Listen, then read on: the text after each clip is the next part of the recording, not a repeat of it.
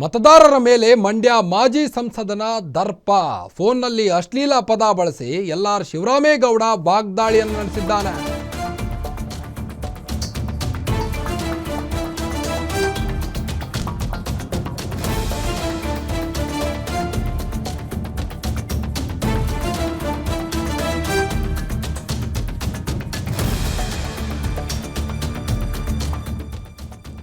ಮತದಾರರ ಮೇಲೆ ಮಂಡ್ಯದ ಮಾಜಿ ಸಂಸದ ದರ್ಪ ತೋರಿದ್ದಾನೆ.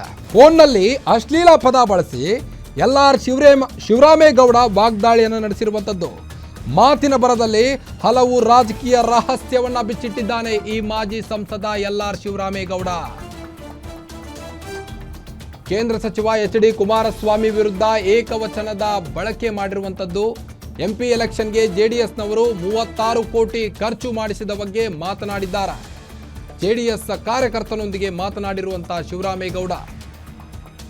ಮತದಾರರ ಮೇಲೆ ಮಂಡ್ಯದ ಮಾಜಿ ಸಂಸದನ ದರ್ಪ ಇದು. ಯಾರು ಗೀತಾವ್ರ ನನಗೆ ನಿಮ್ಮೂರ್ ಜನನೇ ಹೋಗಿತ್ತವ್ರಲ್ಲ ಯಾರು ಗೀತಾವ್ರ ನನಗೆ ನನ್ನ ಮಗನೇ ಕರೆಕ್ಟ್ ಮಾತಾಡದ ನನ್ನ ಎದುರುಗಡೆ ನಿಮ್ಮ ಅಪ್ಪಂತ ತಿಂದಿದ್ದೀನ ನಾನು. ಮಾತಾಡ್ಬೇಕು ನೀವು. ನಿಮ್ಮ ಅಪ್ಪನ ಏನಾರ ತಿಂದಿದ್ದೀನ ನನ್ನ ನಿಂದ ಏನಾರ ಇದ್ರೆ ನಿನ್ನ ಅಭಿಮಾನ ಅವ್ರು ಬಂದಾಗ ತೋರಿಸ್ಕೊ.